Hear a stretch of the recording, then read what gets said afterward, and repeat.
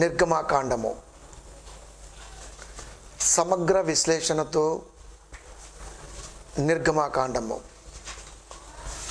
ప్రియమైన దేవుని పిల్లలారా, మనం ఆదివార దినమున ఏవైతే ఈ సంవత్సరం దేవుడికి వాగ్దానం చేసుకున్నామో ఆ రీతిగానే మొదటి సంవత్సరం మెసేజ్ని అందించడం జరిగింది. అలాగే ఫస్ట్ ఆదివారం దినమున ఆదికాండము అనే గ్రంథ విశ్లేషణ చేయడం కూడా జరిగింది. చివరిలో కనానులో కరువు రావటం, అప్పటికే యాకోబు గర్భాన పుట్టినటువంటి వారిలో చిన్నవాడైనటువంటి యేసోబు ఐగుప్తులో ఉండటం, తిరిగి ఆ కుటుంబం మొత్తం ఐగుప్తుకు రావటం అన్నది 50వ అధ్యాయం చివరిలో రాయబడింది. ఇప్పుడు నిర్గమాకాండము అక్కడి నుంచే ప్రారంభమైంది. ఈ నిర్గమాకాండం ఎక్కడ అంతమవుతుందో అక్కడి నుంచే లేవీకాండం ప్రారంభమవుతుంది. అది ఎక్కడ దాకా ఆపబడిందో అక్కడి నుంచే సంఖ్యాకాండం రాయబడుతుంది. అక్కడి నుంచే ద్వితీయోపదేశకాండం రాయబడుతుంది. అలాంటప్పుడు ఎక్కడా నీకు తేడా కనపడినప్పుడు దేని తర్వాత ఏది చదువుకోవాలో మొదటి సంవత్సరం ఆరంభమున చెప్పినప్పుడు ఎక్కడా లింక్ మిస్ అవునప్పుడు దీని తర్వాత అది చదువుకోవటం ఎట్లా అన్నది కూడా మనకు డౌట్ రావచ్చు. దాని మీద కూడా సమగ్ర విశ్లేషణ ఇవ్వటం మళ్ళీ జరుగుతుంది. కంటిన్యూడ్గా ఉంటుంది బైబిల్. కనుక ప్రియమైన దేవుని పిల్లారా, నిర్గమాకాండాన్ని ఆలోచిద్దాం. నిర్గమాకాండం మోషే గారే రాశారు. ఎందుకంటే ధర్మశాస్త్రాన్ని 5 భాగాలు చేస్తే అందుట్లో 2వ భాగం ఇది. రాసింది మోషే, రాయించింది దేవుడు, అధ్యాయాలుగా వచనాలుగా చేసింది మనుషులు సింపుల్ థియాలజీలో ఆలకించాలి కనుక వారు రాసుకున్నారు, విభజించారు. ఇది 1445 నుంచి 1405 మధ్య కాలంలో రాయబడింది. అంటే మోషే గారికి 80 ఇయర్స్ మొదలుకొని 85 to 120 ఇయర్స్ మధ్య రాయబడింది. ఆయన వయసు క్రీస్తు పూర్వం 1445 to 1405 రాయబడింది. ఆ మధ్య కాలంలో అంటే ఆయన వయసు మనకు కనబడుతుంటుంది. 40-45 ఇయర్స్లో రాయబడింది. ఎందుకంటే 40 సంవత్సరాలు ఫరో కోటలో పెరిగాడు. ఆ తర్వాత అడవికి పారిపోయాడు, మరలా వచ్చాడు, అప్పుడు 80 ఏళ్ళు అయిపోయాయి. ఆ తర్వాత దేవుడి కొరకు బ్రతికాడు. 40 ఇయర్స్ మనకు కనబడుతుంది. కనుక ఇది ఇజ్రాయిల్ 40 సంవత్సరాల అరణ్య ప్రయాణంలో రాయబడింది. ఈ ధర్మశాస్త్రం అనేది ప్రయాణంలో ఉంటుండో రాయబడింది. ఈ 5 కాండాలు ఇంక్లూడింగ్ ఆదికాండం, నిర్గమాకాండం, లేవీకాండం, సంఖ్యాకాండం, ద్వితీయోపదేశకాండం, ఇవి ఇజ్రాయేలుని విడిపించిన తర్వాత ఆ 40 సంవత్సరాల ప్రయాణంలో రాయబడింది. దీన్ని చదువుకోవటం కష్టమైంది కాబట్టి నేను దేవుని తలంపుతో ఒక క్రొత్త ఆలోచనతో మీ మధ్యకు తీసుకురావడం జరిగింది. దీన్ని నేను 9 భాగాలు చేశాను. 9 భాగాలు, 40 అధ్యాయాలు, 9 భాగాలు. ఈ 9 భాగాల్లో సుదీర్ఘమైనటువంటి విశ్లేషణని ఆలోచిస్తే ఫస్ట్గా హెడ్లైన్స్ ఆలోచిద్దాం. 1, యాకోబు కుటుంబం ఐగుప్తులకు రావటం. 2, ఇజ్రాయేలీయులు ఐగుప్తు నుండి విడుదల పొందటం, అంటే బానిసత్వంలోకి వెళ్ళటం, విడుదల పొందటం. 3, ఐగుప్తులో బానిసలు. 4, మోషే పుట్టుక. మోషే అహరోను ఐగుప్తు రాజు ఎదురుకు రావటం 5వ భాగం చేస్తే, 6వ భాగం పస్కా పండగ ఐగుప్తులో రావటం, అదే మొదటి పండగ వాళ్ళకి. ఇక 7ది వచ్చేసి ఎర్ర సముద్రాన్ని చీల్చటం, ఫరో సైన్యం చచ్చిపోవటం, సినాయి పర్వతం వరకు వాళ్ళు రావటం జరిగింది. 8, సినాయి పర్వతం మీదకి ధర్మశాస్త్రం కోసం వెళ్ళటం. 9, ఆరాధనలో నియమాలు వాళ్ళు ఎలా తీసుకోవాలి అని 9 భాగాలుగా దీన్ని విడమర్చడం జరిగింది. 9 భాగాలుగా విడమర్చి 9 భాగాలని సుదీర్ఘమైన ఆలోచనతో మనం ఆలోచించుకోగలిగితే మొట్టమొదటి విభజనలో మొదటి వర్డ్ని ఆలోచిస్తే యాకోబు కుటుంబం ఐగుప్తులోకి రావటం. ఐగుప్తులోకి రావటానికి ముందు బెయేర్షెబా దగ్గర యాకోబు తన తండ్రి ఇస్సాకు వారు దేవుడని సంబోధించి అక్కడ దేవుడికి అర్పణ చెల్లించటం మనకు తెలుసు. ఆ తర్వాత వారు రావటం జరిగింది. దాన్ని ఇప్పుడు మనం ఆలోచిద్దాం. నిర్గమకాండము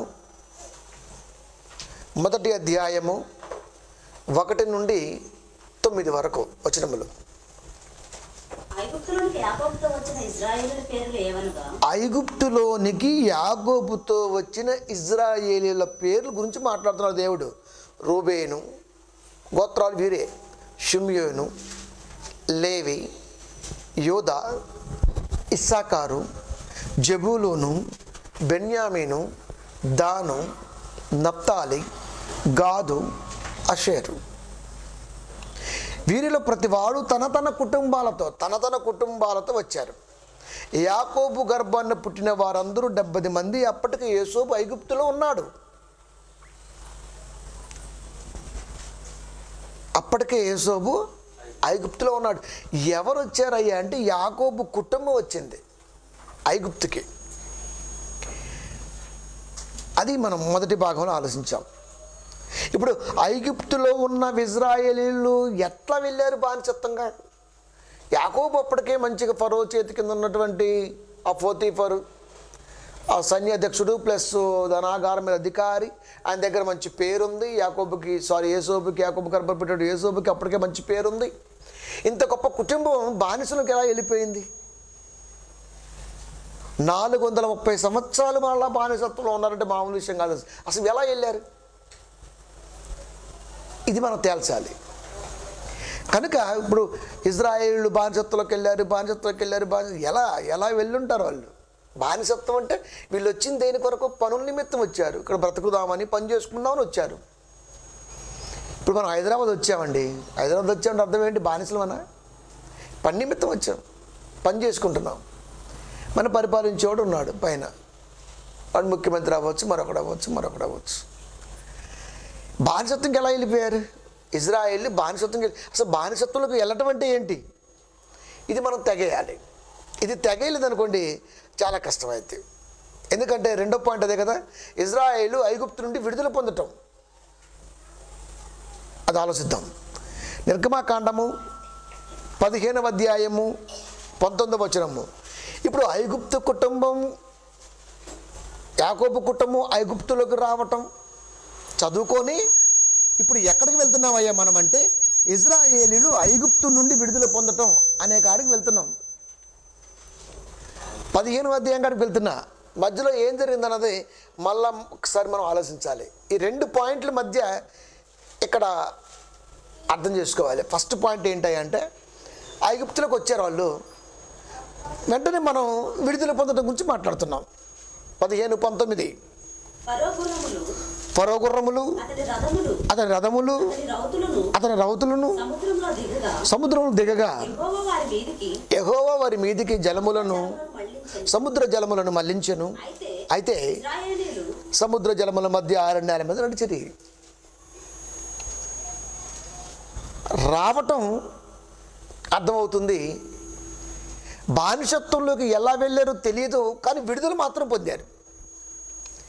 ఈ రావటం, బానిసత్వంలోకి వెళ్ళటం, విడుదల పొందటం, మోసే పుట్టుక, ఇవన్నీ కూడా కొంచెం సౌండ్ తగ్గించమ్మా మైక్తో మనం ఆలోచించాలి. ఈ 2 పాయింట్ల మధ్య కొన్ని సంగతులు మనం మాట్లాడదాం.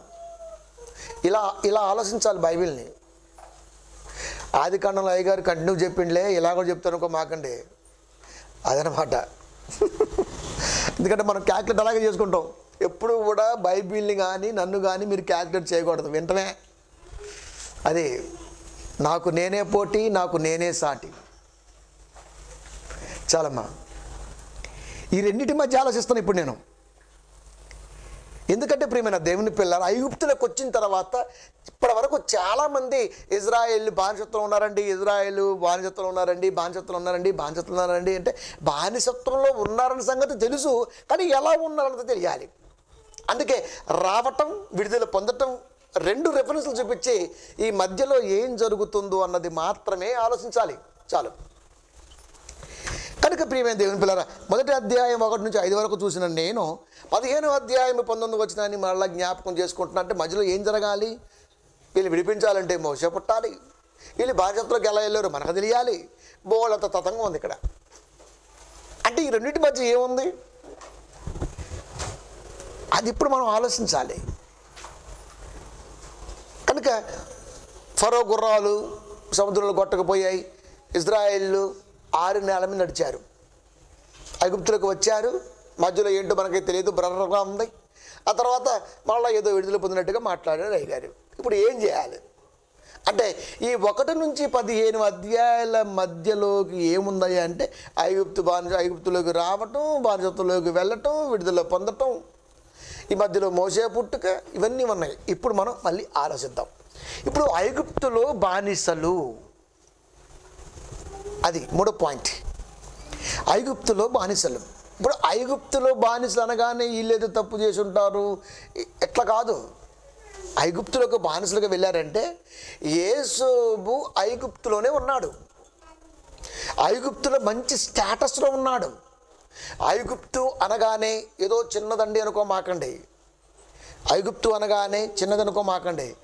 ఐగుప్తులో భాగాలు ఉన్నవి, తూర్పు, పడమర, ఉత్తరం, దక్షిణం. 4 భాగాలుగా విభజించి 4 భాగాలు 4 పరిపాలిస్తున్నారు. ఐగుప్తు టోటల్గా ఐగుప్తు పరిపాలన ఒకటి కిందే ఉన్న 4 విధాలుగా కనబడుతుంది మనకు ఐగుప్తు పరిపాలన. కనబడుతున్నప్పుడు ఈ ఐగుప్తులోకి యేసోబుకు తెలియనటువంటి ఒక రాజు పరిపాలనకు వచ్చాడు. ఎక్కడున్నాడు? పోతీఫర్ దగ్గర ఉన్నాడు. పోతీఫర్ ఎక్కడున్నాడు? ఫరో కింద ఉన్నాడు. ఫరో అనగానే అది ఏదో పేరు అనుకోమాకండి. ఫరో అంటే సీఎం కుర్చీ లాంటిది, చెప్పాను మీకు, గిరి కుర్చీ. ఆ చైర్ పేరు సీఎం, అంతే. ఆ కుర్చీ కొరకు ఎంతకని దిగజారుతాడు. ఫరో అనగానే అది అంతే, అది సింహాసనం. ఫరో సింహాసనం, వాడి పేరు కాదు. ఫరో అనగానే పేరు అనుకోమాకండి. 430 ఏళ్ళు బ్రతకడం మనిషి ఎప్పుడు కూడా, అది ప్రారంభంలో అయిపోయింది. మెతుషలతో 960 సంవత్సరాలతో ఆగిపోయింది. ఆ తర్వాత 120 ఇయర్స్కి వచ్చి ఆగిపోయింది. తర్వాత ఇప్పుడు సంవత్సరాలు లేవు.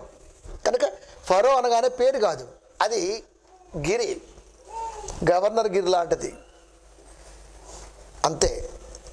ఫరో సీఎం గారు వచ్చారండి అంటే సీఎం అంటే ఎవడో పేరు లేదా వాడికి, ఉంది.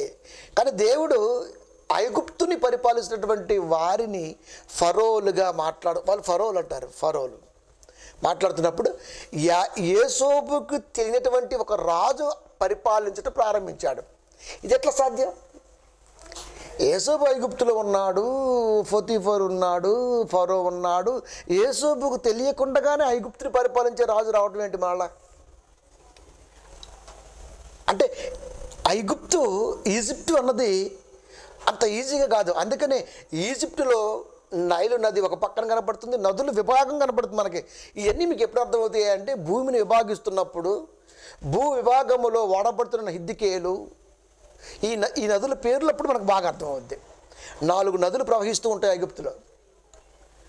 కనుక యేసోబుకు తెలియనటువంటి ఒక వ్యక్తి, ఒక రాజు పరిపాలన చేస్తున్నాడు. మరి ఈ ఫరో ఏమైపోయాడు, లేకపోతే పోతీఫర్ ఏమైపోయాడు? ఒకవేళ ఈ ఫరో పోతీఫర్ చనిపోయినట్లయితే మరి మిగతా వాళ్ళు ఉంటారు కదా, మిగతా వాళ్ళు ధనాగారం మీద అధికారులు ఉంటారు, సైన్యాధికారులు ఉంటారు, వీళ్ళంతా ఉంటారు. వీళ్ళంతా ఉన్నప్పుడు యేసోబుకు తెలియాలి, ఎందుకంటే ఆ డిపార్ట్మెంట్లో ఉన్నప్పుడు తెలియకుండా ఎలా ఉంటుంది? కనుక ఇవన్నీ కూడా మనిషిని ఆలోచింపజేసే ఆలోచన దృక్పథాలే. కనుక ఒకేసారి అర్థం కావడం కష్టం. కనుక అంత లైన్తో అవసరం లేదు, చిన్న లైన్ తీసుకుందాం. అదేంటంటే యేసోబుని ఎరగనటువంటి ఒక రాజు పరిపాలిస్తున్నాడు. వాడు ఏం ఆలోచించాడంటే కనాను నుంచి ఐగుప్తుకి ఇజ్రాయెల్ వచ్చారు. వీరు మనకంటే ఎక్కువగా సంతానం ఉంది, మామూలు సంతానం కాదు అది. రేపటి రోజున ఈ అమాలేకీలో, లేకపోతే హివ్వీలో, లేకపోతే హిత్తీలో, లేకపోతే పెరజ్జీలో, లేకపోతే మరొకడు యుద్ధం చేస్తే ఇక్కడి నుంచి వాళ్ళు వెళ్ళిపోవడానికి వారితో చేతులు కలిపి వాళ్ళకి సహాయం చేసి తిరిగి మరలా కనాను ప్రాంతానికి వెళ్ళిపోతే మన ఇంట్లో కొండలోడు కడుగుతాడు, మన వాకిలో ఉడుతాడు, మన పొలాల్లో మట్టి ఓడ దుడుతాడు. ఇవన్నీ ఆలోచించాడు కొత్తగా వచ్చినటువంటి వాడు. ఆలోచించి సైన్యాధికారిని పిలిచాడు. పిలిచి ఇజ్రాయేలీలు మనకంటే ఎక్కువగా ఉన్నారు, వాళ్ళ సంతతి పెరగకుండా ఉండాలంటే మగపిల్లలందరినీ వేసి పడేసేయండి, మగపిల్లలందరినీ తీసేయండి. వయస్సు నిమిత్తం బతకూడదు వాడు. 2 ఏళ్ల లోపు పిల్లలు ఎవడు ఉంటారు వీల్లేదు. ఆజ్ఞ జారీ వెళ్ళిపోయింది. ఎవరి ద్వారా? మంత్రసానులు. ఇప్పుడు ఐగుప్తు మొత్తానికి 2 మంత్రసానులు. మొత్తానికి కాదు, ఐగుప్తులో ఒక పార్ట్కి అంతే. అది ఇజ్రాయెల్ ఉంటున్న పార్ట్. మనం ఎక్కడికి వచ్చాం ఇప్పుడు బ్రతకడానికి? ఫర్ ఎగ్జాంపుల్ ఆంధ్ర నుంచి తెలంగాణ వచ్చాం. తెలంగాణకి ఎక్కడికి వచ్చాం? తెలంగాణలో 32 జిల్లాలు ఉన్నాయి. 32 జిల్లాలో ఎక్కడున్నాం మనం? హైదరాబాద్ జిల్లాలో ఉన్నాం. అంటే తెలంగాణలో హైదరాబాద్ ఒక్కటేనా? లేదు, ఇంకా చాలా ఉన్నాయి, ఇంకా చాలా మెగా సిటీస్ ఉన్నాయి. కానీ ఎక్కడున్నాం? తెలంగాణ అన్నది పేరు, దీంట్లో ఒక్కటి హైదరాబాద్. కనుక ప్రాంతం పేరు చెబుతున్నప్పుడు మాత్రం తెలంగాణ, ఆ ప్రాంతాన్ని విభజిస్తూ మాట్లాడుతున్నప్పుడు మాత్రం వచ్చేది ఉంటున్నటువంటి హోమ్ సిటీ. అట్లాగే ఐగుప్తు అనగానే పేరండి అనుకోమాకండి. ఐగుప్తు అంటే అనేక పట్టణాల సముదాయము. అనేక పట్టణాల సముదాయములో 4 భాగాలుగా విభాగం జరిగి పరిపాలిస్తున్నప్పుడు వీరు ఒక ప్రాంతంలో ఉంటున్నారు. అది కాబట్టి యేసోబు అక్కడ ఉన్నప్పుడు ఏమీ తెలియనప్పుడు, కొత్తగా వచ్చిన వాడు ఆలోచన పుట్టింది కూడా వీరికి అర్థం కానప్పుడు, ఇజ్రాయెల్ని ఎలాగైనా సరే వెళ్ళిపోతారేమో మనల్ని కాదని అనుకొని 2 మంత్రసానుల్ని పెట్టుకోవడం జరిగింది. వారి పేరు షిఫ్రా, పూయా. వీరు ఏం చేశారయ్యా అంటే, గర్భంలో ఉన్న డెలివరీ చేయటం వీళ్ళే కాబట్టి చంపేయండి మగ పిల్లల్ని, ఆడపిల్లల్ని బ్రతికించడని చెప్పాడు. అంతేకాదు, ఇప్పటి వరకు ఇటుకలు తయారు చేయాలంటే మనం గడ్డి ఇవ్వాలి, మట్టి ఇవ్వాలి. ఇప్పుడు వాళ్ళే గడ్డి తెచ్చుకోవాలి, వాళ్ళే మట్టి తెచ్చుకోవాలి. మీరు ఏ సహాయము చేయొద్దు, కానీ ఇటుకల లెక్క మాత్రం అలాగే రావాలి. రోజుకి ఎంత చేస్తున్నారు వాళ్ళు? 100 అనుకో, 100 రావాలి.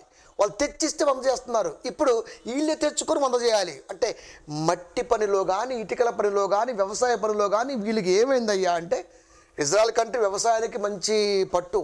అందుకనే రాజశేఖర్ గారు 2005 ఆ ప్రాంతంలో ఇజ్రాయెల్లో 3 రోజులు పర్యటన చేశాడు. ఇజ్రాయెల్ పంటలు బాగా వాళ్ళకి ఎలా పండించాలో వాళ్ళకి బాగా సేంద్రీయ పంటలు. ఇజ్రాయెల్లో పంటలు బాగా ఉంటాయి కనుక ఆ పంట అవన్నీ చూసుకున్నారు. వీళ్ళే చేయాలి. కఠినత్వం ఎక్కువైపోయింది, బాగా కఠినం వెళ్ళిపోయారు. అంటే బానిసలుగా చుట్టం ప్రారంభించారు. పనులు చేయించటం ఒక ఎత్తు, ఎట్టి చాకరీ చేయించడం ఒక ఎత్తు. పనులు చేస్తే డబ్బులు ఇస్తున్నారు, కానీ ఎట్టి చాకరీ పేరుతో పనులు చేపిస్తున్నారు. అట్లా వీళ్ళని అణచే కార్యక్రమం అన్నది వచ్చిన వాడు చేపట్టాడు. ఇది ఇజ్రాయేలు ఐగుప్తులో బానిసలుగా ఎందుకున్నారయ్యా అంటే ఒక్కటే పాయింట్, యేసోబు ఎరగినటువంటి ఒక రాజు ఇజ్రాయేల్ మీదకి వచ్చాడు ఫరోగా. ఇంతే. వీళ్ళ సంఖ్య ఎక్కువ ఉన్నది, వీళ్ళు తక్కువ ఉన్నారు, ఐగుప్తులు తక్కువ ఉన్నారు. వీళ్ళు ఎక్కడ ప్రబలిపోతారో, వేరే వాళ్ళకి సహాయం చేసి వీళ్ళు వెళ్ళిపోతే మన పనులు ఎలా చేసుకోవాలి అని ఒక చిన్న దుర్బుద్ధితో వీడు బానిసలుగా ఎంచాడు అన్నది ఇది టోటల్గా మీకు 1వ అధ్యాయము 8 నుంచి 22 వరకు నిర్గమాకాండంలో దర్శనమిస్తుంది. ఇప్పుడు మోసే పుట్టుకు వెళ్ళాలి. ఇక అట్లా వెళ్ళిపోయారు బానిసల కిందకి.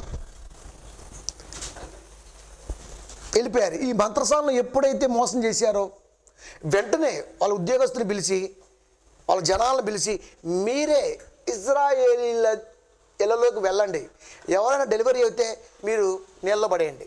మీరే మంత్రసాలను చెబితే వాళ్ళు దేవుడికి భయపడ్డారు, హెబ్రీ దేవుడికి భయపడ్డారు, హెబ్రీల దేవుడికి భయపడ్డారు. ఎందుకంటే వాళ్ళు హెబ్రీలే కాబట్టి. ఇజ్రాయేలీలు, హెబ్రీలు వీరంతా కూడా చెప్పాను మీకు. ఇజ్రాయేల్లో చిన్న చిన్నవి ఇవన్నీ పార్ట్స్. బెన్యామీనీలు కానీ, హెబ్రీలు కానీ వీళ్ళంతా కూడా దాంట్లోంచి వచ్చినటువంటి వారే కనుక కంగారు పడవలసిన అవసరం లేదు. ఇజ్రాయేల్లోనే పార్ట్ ఆఫ్ పార్ట్. ఎప్పుడైతే మంత్రసాలను మోసం చేశారో ఐగుప్తులకు ఆజ్ఞ వెళ్ళిపోయింది, మీ ఇంటి పక్కన ఎవరైనా హెబ్రీ స్త్రీల కంటే ఆ మగపిల్ల కానీ ఆ పక్కన ఇట్లా పడేయండి, అది ఏదైనా కానీ ఏది దండ పడి చచ్చిపోతున్నాడు అంతే. అది ఆజ్ఞ. ఎందుకంటే మంత్రస్వాములు దేవుడికి భయపడి చేయలేదు, వాళ్ళు చెప్పేశారు వీళ్ళు చాలా ఇదండి మా వల్ల కాలేదంటే అప్పుడు డైరెక్ట్గా వాడే ఆజ్ఞ ఇవ్వడం జరిగింది. సో ఇలా అంటే ఐగుప్తులో హెబ్రీలు అనగా ఇజ్రాయేలీలు ఎవరైనా సరే గర్భవతులు అయితే వారు ఖచ్చితంగా ఆ మగపిల్లవాడైతే ఆ నీటిలో పడేస్తారు, ఆడపిల్ల అయితే బ్రతకనిస్తారు. ఇది బానిసత్వంలో కంటిన్యూడ్గా అవుతుంది. ఇదే మూమెంట్లో మోషే గారి జననం జరిగింది. 4వ పాయింట్ అదే మాట్లాడుతున్నాం.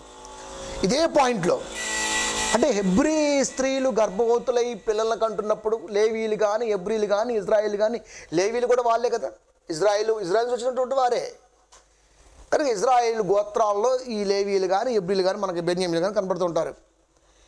కనుక అలాంటి క్లిష్టమైన పరిస్థితుల్లోనే మోషే పుట్టడం జరిగింది. మోషే తండ్రి మోషే లేవీయుడు, యాజక ధర్మం అదే కనబడుద్ది మనకి 2వ అధ్యాయము నిర్గమకాండము 1-2 వచనాలు.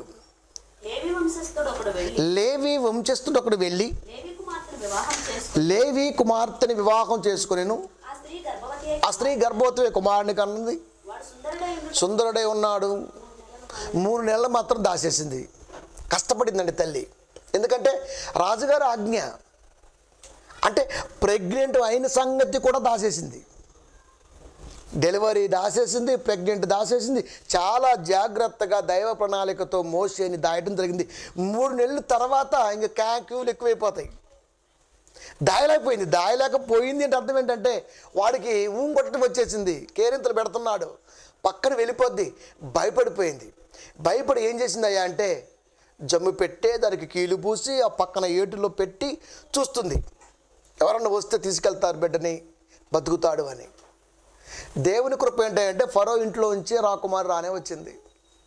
పనికత్తెలు చూశారు, రాకుమారు చూసింది, చూస్తే సుందరుడు, తన మనసు ఒప్పల, తండ్రి ఆజ్ఞ ఒప్పలేదు, ఇంటికి తీసుకెళ్ళి చంపేస్తాడు. కనుక ఆ పనికత్తెలకి ఒక ఆజ్ఞ ఇచ్చేసింది, మీరు ఈ బిడ్డ ఉన్నట్టుగా ఎవరికి తెలియకూడదు, గర్భవతులు ఎవరున్నారో చూసి అక్కడికే పంపండి, నా పేరు నా బిడ్డను పెంచండి, ఆమెకు కానీ మీకు కానీ కావలసినంత ఇనామి ఇస్తా అంతే ప్రకటించేసింది. తీసుకెళ్ళిపోయారు. దైవకృప తిరిగి మరలి తల్లి ఒడికే వచ్చి అక్కడే పాలు తాగుతూ పెరుగుతున్నాడు. పెద్దోడైపోయాడు, ఫరో కోటకి వెళ్ళిపోయాడు, ఫరో కుమార్తె కొడుకుగా వెళ్ళాడు. ఎట్లా వెళ్తాడు అసలుకి అండి? ఇప్పుడు దేవుడు రాయించాడు అనుకోండి, మంత్ర చెలికెత్తలు తీసుకెళ్ళి అక్కడ పెంచుతున్నారు, కొడుకుగా పెంచుతున్నారు. ఆమె కూడా అలాగే తన కొడుకు ఆమె కొడుకుగానే పెంచుతుంది. 40 ఏళ్ళ వయసు వచ్చేసింది. ఫరో కోటకి వెళ్ళాడు. ఇప్పుడు ఈ ఫరో కుమార్తె కొడుకుగా ఎలా స్వీకరిస్తాడు అసలుకి?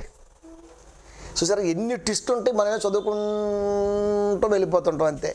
ఎట్లా పాసిబుల్ అయింది?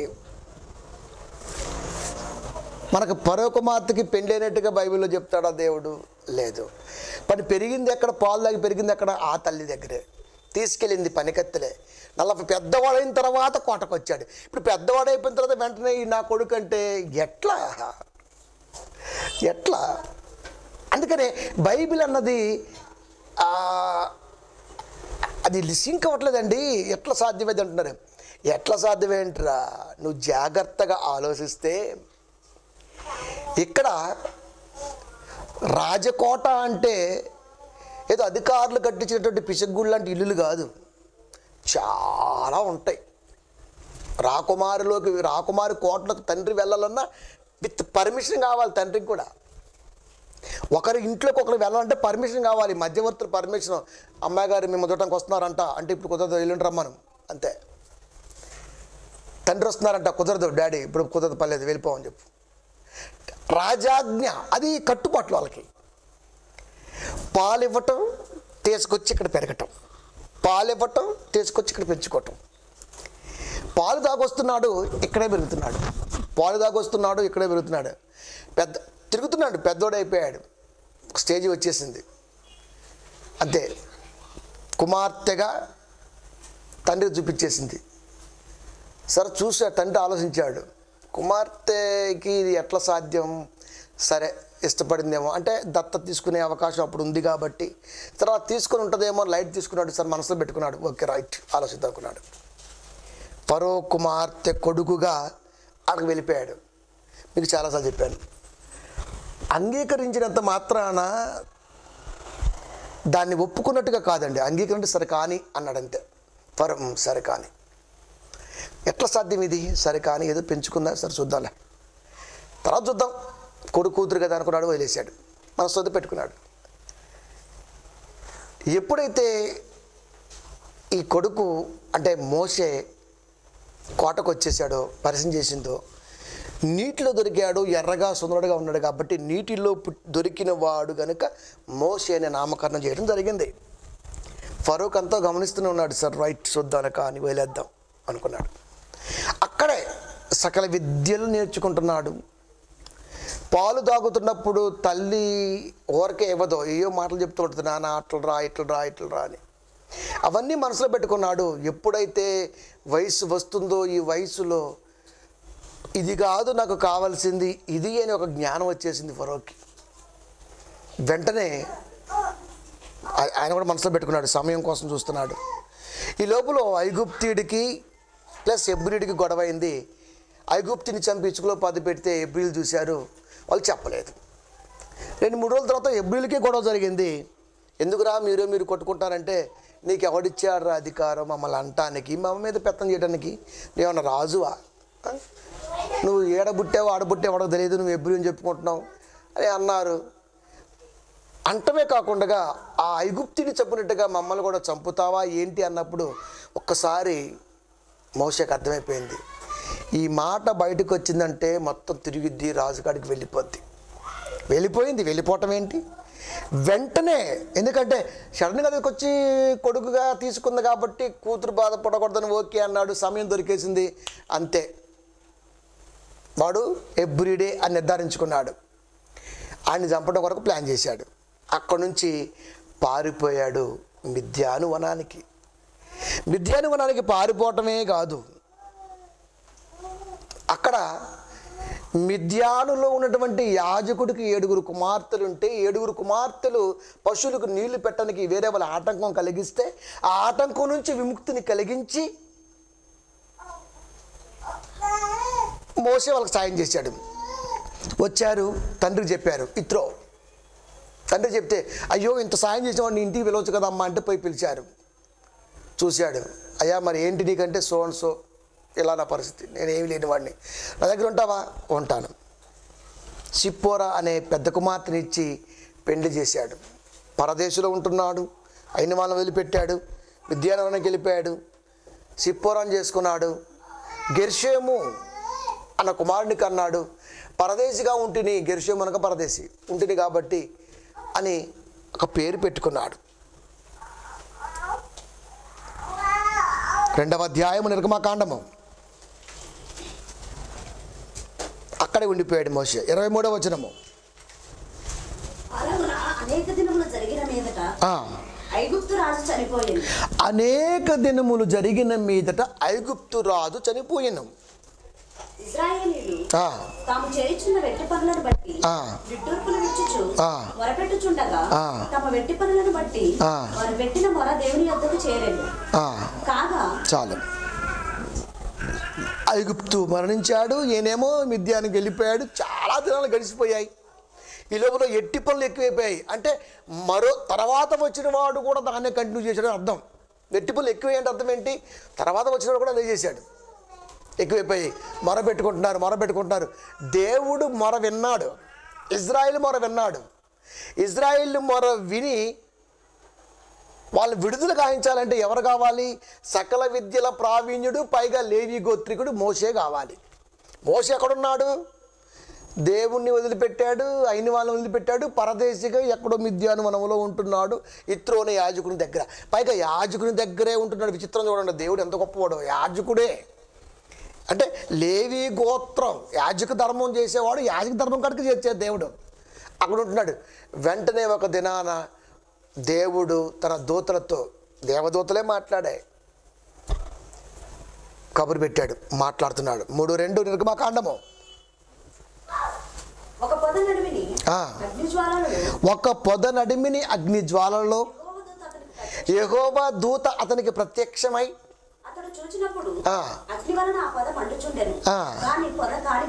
విచిత్రం. యెహోవా దూత పొదలో మాట్లాడుతుంది. యెహోవా దూత అంటే దేవుడు ఏం చెప్పాడో అదే. మోషే, ఇది పరిస్థితి, ఇలా ఉన్నది, నువ్వు ఖచ్చితంగా కావాలి, నువ్వు రావాలి. పొద మండుచుంది కానీ వాళ్ళు కాలట్లేదు, మండుతుంది కాలట్లేదు. వచ్చేయాలి ఇప్పుడు, నువ్వు వాళ్ళని విడిపించాలి. దేవుడు పంపించాడు అంతే. నాకు ఎలా సాధ్యం అవుద్ది? అహరోను సహాయం. అహరోను ఎవరు? లేవీయుడు, నీకు సహాయం అంతే. పైగా అహరోన్ని యాజకుడిగా అభిషేకించింది కూడా మోషేనే. నిర్గమకాండంలో జరుగుతున్నది మీకు లేవీ కాండం అర్థమైతే తప్ప మళ్ళీ నిర్గమకాండం అర్థం కాదు. లేవీ కాండం రావాలి ఫస్ట్, లేవీ కాండం వచ్చిన తర్వాత మళ్ళీ ఇది రావాలి.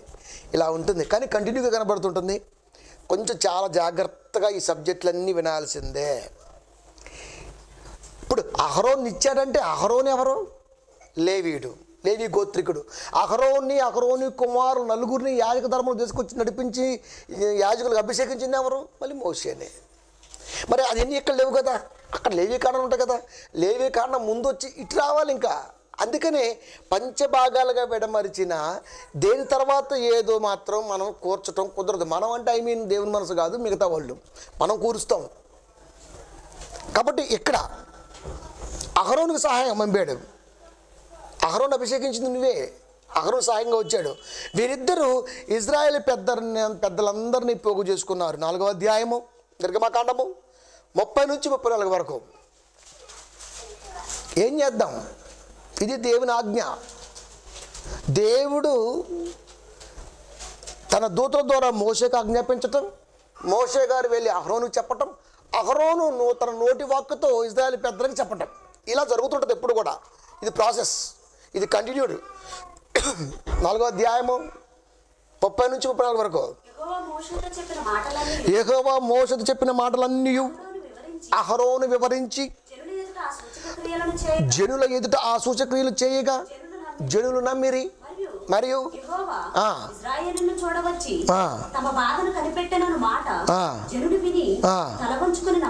ఎందుకు 3వ అధ్యాయములో వాళ్ళు దేవుడికి మొరపెట్టుకున్నారు కదా, మొరపెట్టుకుంటున్నారు కదా 2లో. ఇది ప్రభువా, ఇది ప్రభువా, ఇది ప్రభువా, ఇది ప్రభువా 2:23లో మొరపెట్టుకుంటున్నప్పుడు మొర విన్నాడు. అమ్మయ్య, ఈ రోజున మోషే అహరోనులు ఇక్కడికి వచ్చి ఇవన్నీ చేసి చూపిస్తున్నారంటే, మాకు తోడుగా ఉన్నారంటే మా మొర దేవుడు విన్నాడు అని వాళ్ళు తలపోసుకొని నమస్కారం చేశారు. మా దేవుడు మా మొర విన్నాడు, దేవుడు మీ మొర విన్నాడు అనడానికి సాక్ష్యం అహరోను చేసినటువంటి మాటలు. అహరోనుకి మోషే చెప్పినటువంటి సంగతి మోషేకు దేవుడు ఆజ్ఞాపించింది. అంటే దేవుడు సహాయము చేశాడు అని నువ్వు నమ్మాలి అంటే మనుషుల క్రియల మధ్యలో ఇవన్నీ నీకు లెక్కలోకి రావాలి. దేవుడు డైరెక్ట్గా చేయడు. వాళ్ళు అదే అడుగుతున్నారు అక్కడ. తమ బాధలు కనిపెట్టి నన్ను మాట జనులు విని తల వంచుకొని నమస్కారము చేసరి అంటే దేవుడు మా మొర విన్నాడు అనడానికి సాక్ష్యం అహరోను మోషేలు ఇచ్చినటువంటి భరోసా. దేవుడు భరోసా, దేవుడు మాట దైవజను నోట నీకు భరోసాగా వస్తుంది. నమ్మి తీరాలి నువ్వు. భరోసా అంటే అది. దేవుడే కనబడి ఏం పర్లేదు, నీకు సాయంత్రకల్లా కోకోనట్ దాపిస్తాను, క్రీమ్ బిస్కెట్లు తినిపిస్తాను చెప్పడం. అయ్యగారు పెట్టాడు అనుకో, ఓహో దేవుడు కృప అనుకోవటమే. అది అంటే దేవుడు విన్నాడు మా బాధని అనటానికి దైవజనుడి నోట వచ్చే మాట నువ్వు నమ్మితే నీ నిబంధన. దేవుడు ప్రత్యేకంగా ఎవరితో మాట్లాడ్డా అంత అవసరత కూడా నాకు లేదు. దూతలతో మాట్లాడిస్తాడు, దూతలే మాట్లాడితే. దేవుడు మాట్లాడితే మనం బతకం, ఉరిమే వినలేం. దేవుడు మాట కొన్ని కోట్ల మేఘాల శబ్దం వినలేవు. నాతో దేవుడు రాత్రి మాట్లాడి పచ్చి అబద్ధం, ఎప్పటికీ అబద్ధమే. లైఫ్ మొత్తం దేవుడు ఎవరితో మాట్లాడ్డావు. నువ్వు తోపు కాదు, లేకపోతే నువ్వు పెద్ద దేవుడికి అంత ఇష్టమైన ప్రియుడి కూడా కాదు. ఎవరితో మాట్లాడ్డా ఆయన, అంతే. ఆయన మాట్లాడే అవసరం కూడా లేదు. ఆయన సంజ్ఞలు చేస్తే దూతలు ఆజ్ఞలు జారీ చేస్తాయి, సైగ చేస్తే చాలు ఆజ్ఞ వచ్చేస్తాయి. అంత గొప్ప స్థితిగతుల్లో దేవుడు ఉన్నప్పుడు ఆయన ఎలా మాట్లాడతాడు? కనుక ఎప్పుడైతే అహరోను వివరించాడో, జనుల మధ్య సూచక్రియలు చేశాడో మోషే అహరోనులు, అంతే ఒక్కసారి ఇజ్రాయెల్కి బలి వెలిగింది. దేవుడు మా మొర విని వీరిని పంపించాడు, నమస్కారం చేశారు.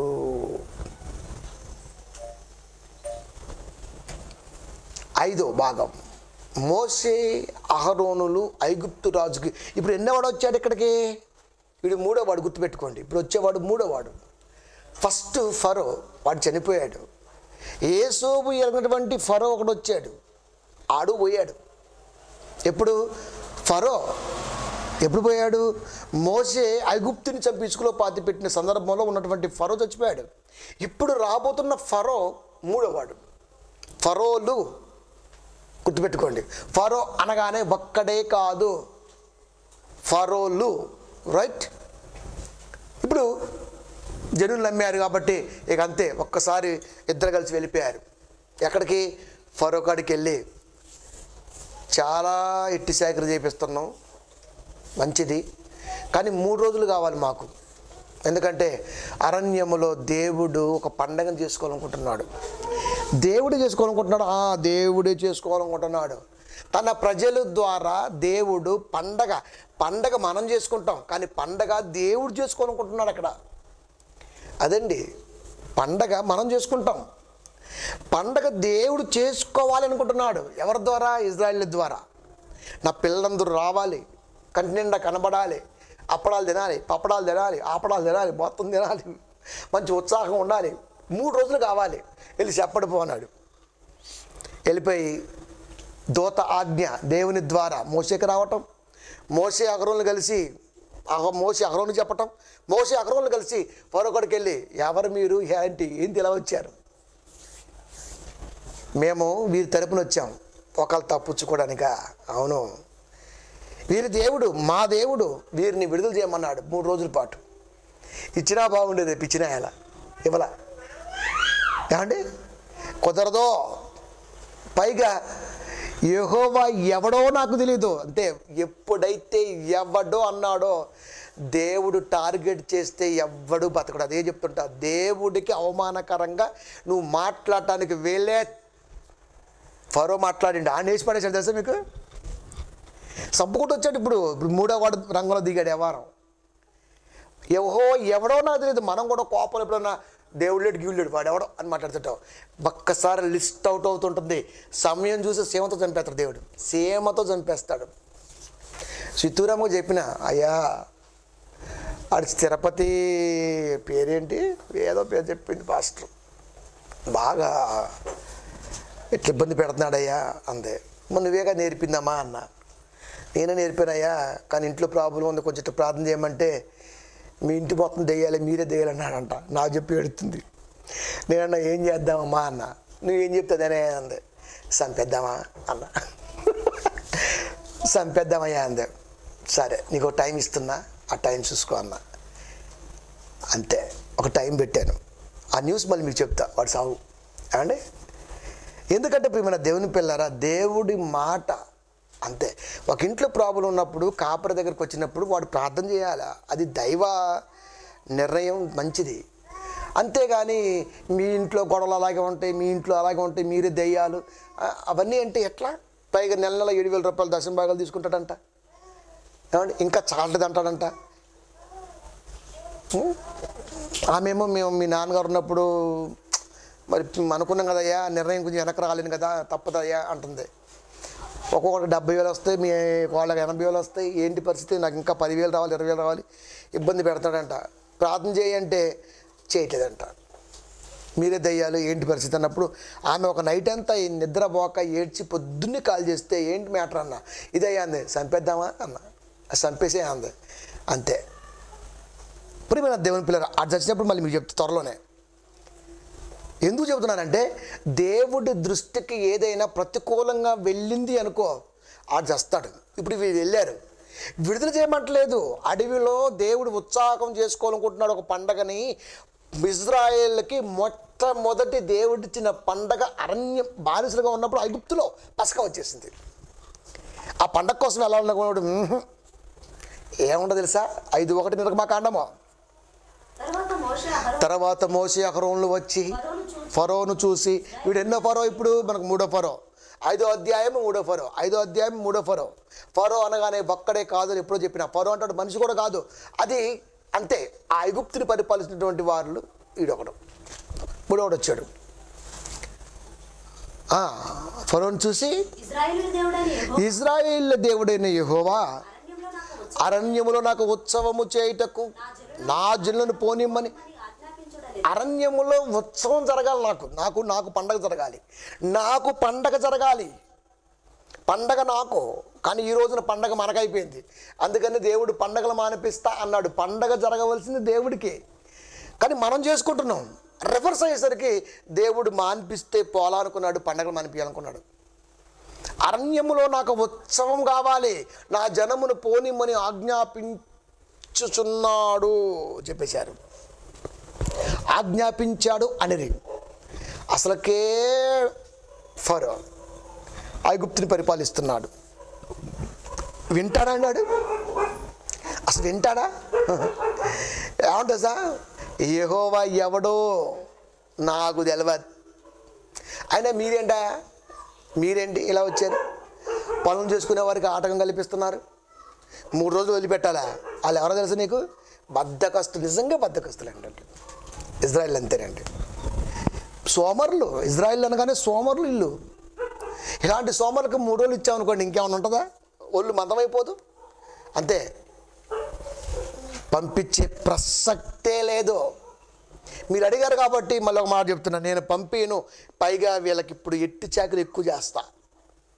అంతే, ఆ వెట్టి చాకరీ పొలం పనిలో కానీ, ఇటుకల పనిలో కానీ, మిగతా పనుల్లో కానీ వీళ్ళు వచ్చి అడగటానే ఎక్కువైపోయింది. కాకటి నిర్ణయం తీసుకున్నాడు. ఇంకా వీళ్ళు వచ్చి అడగటాను, ఇంకా ఏంది పంపించాలా? నువ్వు చెప్తే వింటావా? ఎవడా యెహోవా అంటే మనుషులు అన్నట్టుగానే ఎట్లండి? చాలామంది కూడా అదే మాట్లాడుతూ ఉంటారు. పాపం వాళ్ళకి తెలియట్లా మరణాలు ఎలా సంభవిస్తాయో. ఏమండి, దేవుణ్ణి అన్నవాడు ఎవడు కూడా మంచి సాగు చావలా. నిజమండి, ఒకడున్నాడు, వాడి పేరు RSS స్థాపించినటువంటి వాడు, రకావత్ ఏదో పేరు ఉంది. పేరు ముసలోడు, నోట్లో పురుగులు పడి చచ్చిపోయాడండి. మీరు RSS ఇప్పుడు పరిపాలిస్తున్న వాడు RSS కానీ సన్నలే కానివ్వండి, బీజేపీ RSS వాడు బైబిల్ని దూషించటం, వాడి వయసులో విర్రవిగటం బాగా చేస్తే, వయసు మీద పడ్డ తర్వాత చేతుల్లో నుంచి పురుగులు, నోట్లోంచి నవరంధ్రాల్లోంచి పురుగులు. వాడి ఫోటో చూద్దామంటే ఆనందం మనం. అంత ఘోరం. డాక్టర్ దగ్గర రాలేకపోయారు. ఎక్కడి నుంచి వస్తున్నాయి పురుగులు? ఎక్కడ అసలు ఏంటి విచిత్రం చెప్పనా? పురుగులు ఎక్కడ ఉండవండి, మనలోనే ఉంటాయి. మరి కనపడవేంటి? కనపడవు. పురుగులు ఎక్కడ ఉంటాయి అనుకుంటున్నారు? మనలోనే ఉంటాయి. ఎప్పుడు తెలుస్తుంది తెలుసా?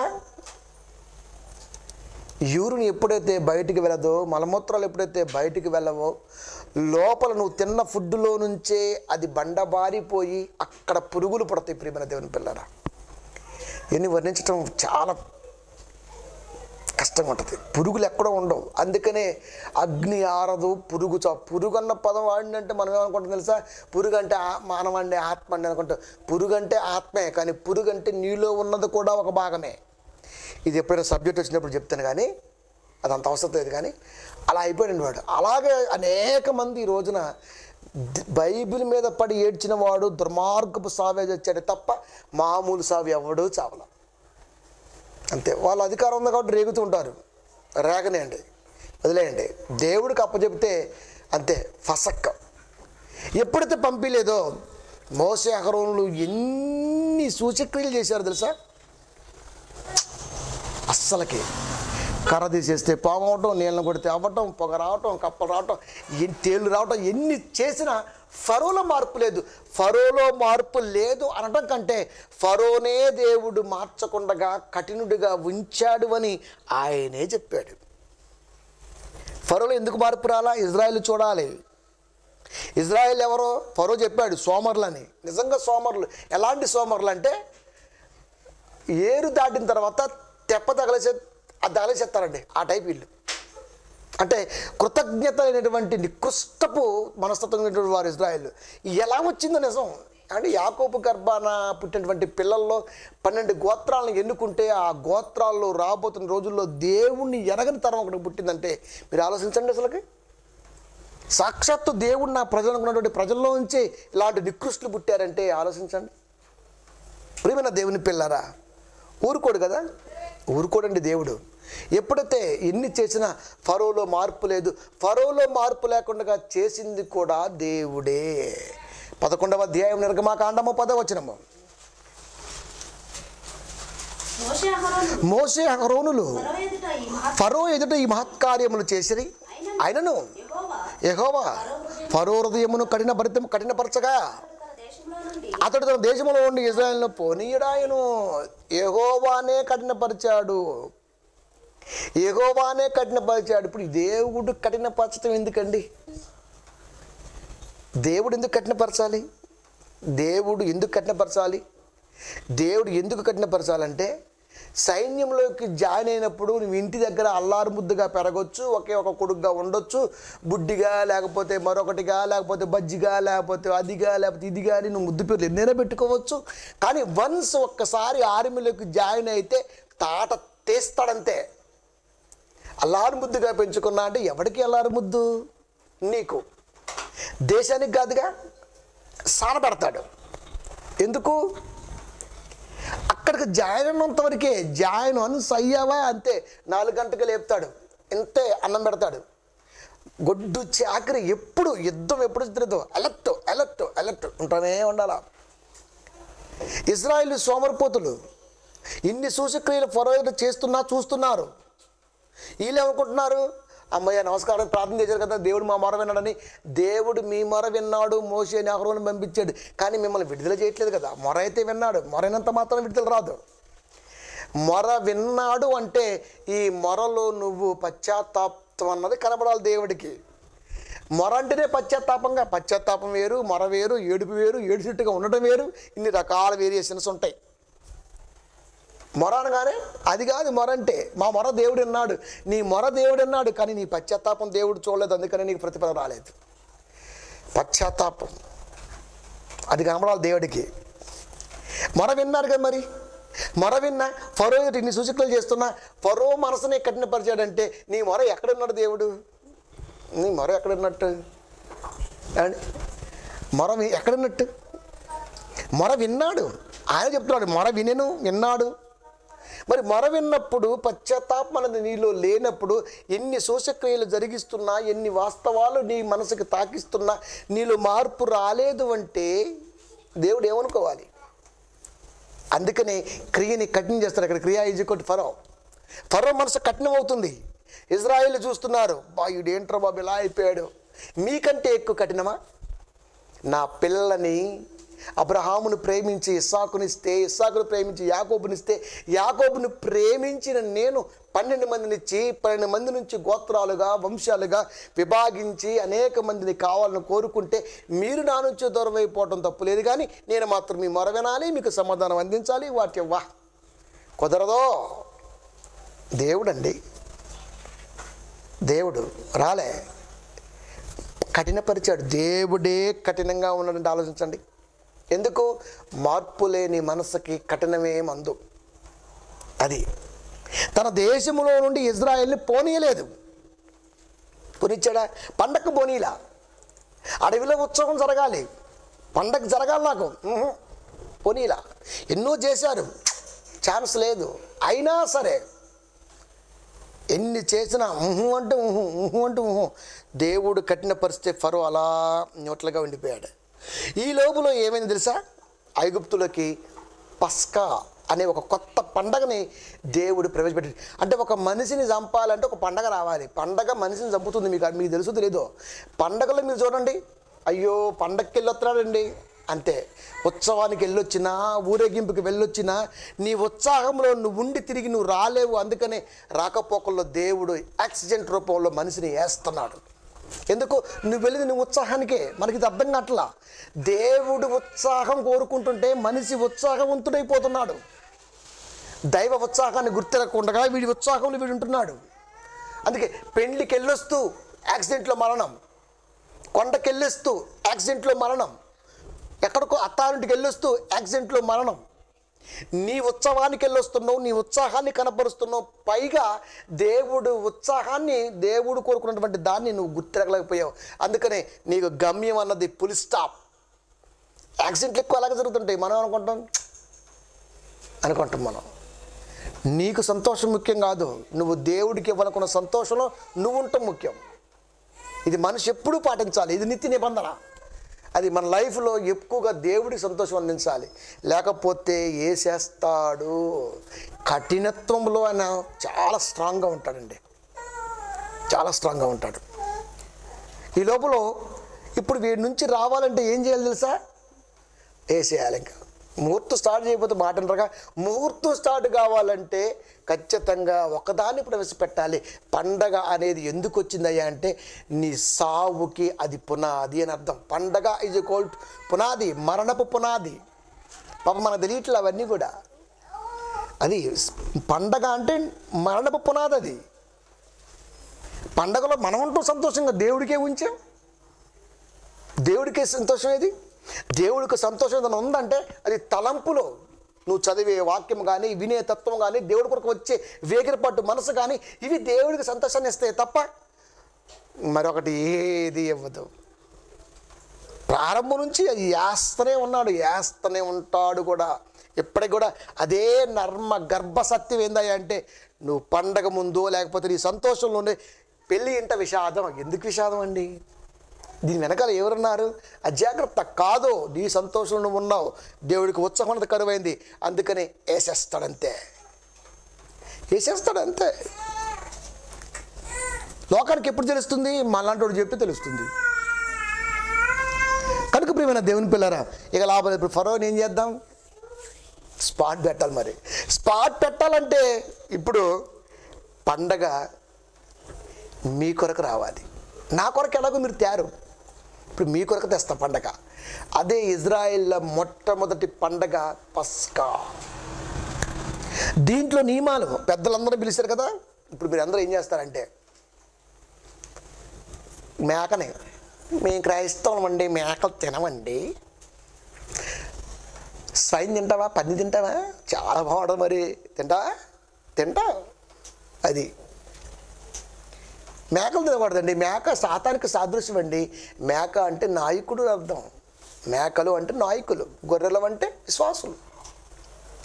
ప్రియమైన దేవుని పిల్లారా, కనుక మేకలని, ఎడ్లని ప్రథమ తొలిచూరు దేవుడికి బహుమానంగా తీసుకురండి.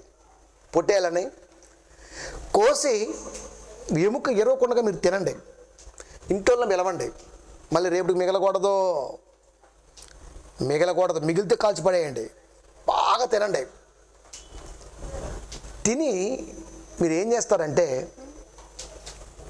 రక్తం చూసారా, ఆ రక్తాన్ని అయ్యగారికి ఇవ్వండి. అయ్యగారు ఏం చేస్తాడు?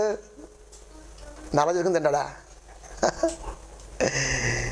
హెబ్రీల గుమ్మాలకు రాస్తాడు. ఎవరో? అహరోను కింద ఉన్నటువంటి వారు, మోషే, వీళ్ళంతా ఏం చేస్తారంటే ఇలా చేస్తారు.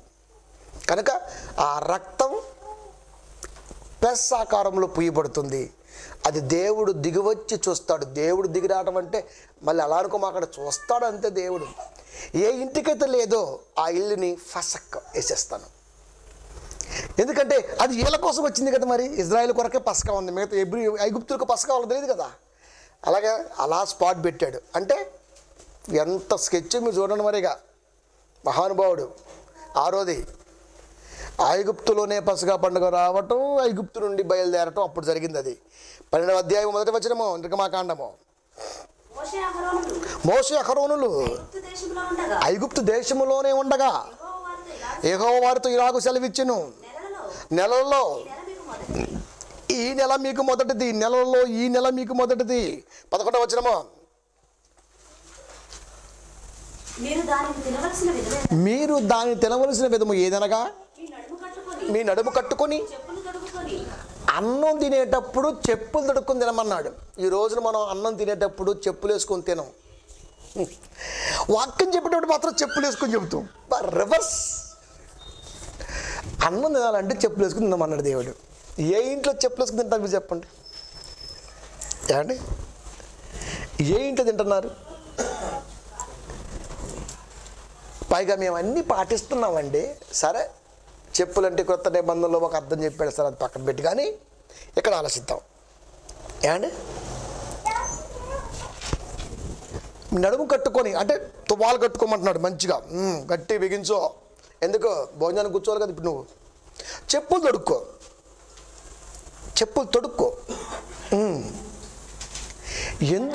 ఎందుకు చెప్పులు తొడుక్కోమన్నాడు? చెప్పులు తొడుక్కొని అన్నం తినమని దేవుడు ఎందుకు చెప్పాడు? అసలు చెప్పులు ఎందుకు తొడుక్కోవాలి? మీరు ఎక్కడికైనా వెళ్ళి సువార్త ప్రకటించినప్పుడు వాళ్ళు మిమ్మల్ని తృణీకరిస్తే మీ చెప్పుల దుమ్ము దులిపిరండి. అంటే ఇప్పుడు చెప్పులు వేసుకొని వాక్యం చెబితేనే కదా చెప్పుల దుమ్ము దులిపేది, అందుకే చెప్పులు వేసుకుంటున్నాం అన్నాడు. సరే, ఇది ఆ సబ్జెక్ట్ కాదు, కానీ దాని అర్థం అది కాదు. అప్పలాచారే, దాని అర్థం అది కాదు. కనుక చెప్పుల మట్టి దులపండి. ఆ మట్టి సాక్ష్యం చెప్పిద్ది. ఇప్పుడు మీరు నడుము కట్టుకొని నేను చెప్పినట్టుగా ఒక మేకపిల్లనో, ఒక పొట్టేలనో, ఒక గొర్రెనో, ప్రథమ తొలిసూలు దాన్ని మీరు వధించి చుట్టుపక్కల వారిని పిలిచి మంచి దిట్టంగా భుజించి మిగిలకోకుండా దాన్ని ఖచ్చితంగా తినండి. మిగిలితే కాల్చిపడేయండి. అర్ధరాత్రి పూట దేవుడు తన దూతలను పంపించి చూస్తాడు ఏ ఇంటికి ఉందో, లేకపోతే ఆ ఇంట్లో ఫసక్ జరుగుతూ ఉంటాడు, వేసేస్తాడు. పండగ వచ్చింది అందుకు తెప్పించాడు దాన్ని. చెప్పులు వేసుకుని తినండి. తిన్నారు. అంతేకాదు, మీ కర్రలు చేత పట్టుకొని త్వరపడుచూ తినబడను. కర్ర పట్టుకోవటం ఏంటి? చెప్పులు వేసుకోవటం ఏంటి? ఒక ప్లేటు కర్ర ఎక్కడ, ప్లేట్ ఎక్కడ, చెయ్యి ఎక్కడ, తింటం ఎక్కడ? ఎట్లా పాసిబుల్ అవుతుంది మీరు చెప్పండి? ఎట్లా పాసిబుల్ అయింది? అక్కడ తినమనేది అన్నాని కాదు, పస్కాని తినమంటున్నాడు. పస్కా పశువుని తినమంటున్నాడు అక్కడ అన్నంగా. కనుక కర్ర పట్టుకోమంటున్నాడు, చెప్పులు వేసుకోమంటున్నాడు, నడుము కట్టుకోమంటున్నాడు. త్వరగా అంటే ఫాస్ట్గా చింగారించి కూడా తినొద్దు. టక్క తినాలి. అది యెహోవాకు పస్కాబలి ఎలా ఆచరించాలయ్యా అంటే ఇలా ఆచరించాలి. అది ప్రతి ఇంటిలోంచి ఒక కోడె రావాలి, ప్రతి ఇంట్లోంచి ఒక పొట్టేలు రావాలి. ఒకళ్ళు ఎవరు తెచ్చుకోకపోతే వాళ్ళకి మీరు పెట్టాలి. మీరంతా కలిసి టక్క దాన్ని ఎముక విరవకుండా తినేయాల. అట్లా తినాలి మీరు. ఆ రక్తం చూసారా? ఆ రక్తం ఈ యాజక ధర్మం చేసేవాళ్ళు మీ ఇళ్ళకి మాత్రం రాస్తారు. దేవుడు చూడటానికి వచ్చినప్పుడు ఏ ఇంటికైతే ఉండదో ఆ ఇంటిలో మొత్తాన్ని వేస్తాడు. అంటే పస్కా వచ్చింది ఐగుప్తీయుడు సావుకి అన్నమాట. ఎప్పుడైతే తెల్లవారిపోయింది, చూస్తే శవాల దెబ్బగా ఐగుప్తు మొత్తం మసిపోతుంది, బ్లడ్ కారిపోతుంది. ఎక్కడ చూసి అక్కడ ఒక్కసారి భయం వేసింది ఫరోకి. బాబోయ్, నేను అన్నందుకు ఇంత చేశాడా? ఐగుప్తులో ఉన్నటువంటి ఐగుప్తీయుల కుటుంబాల్లో అందరిని వేసుకుంటూ వస్తున్నాడంటే అసలు ఏంటినా?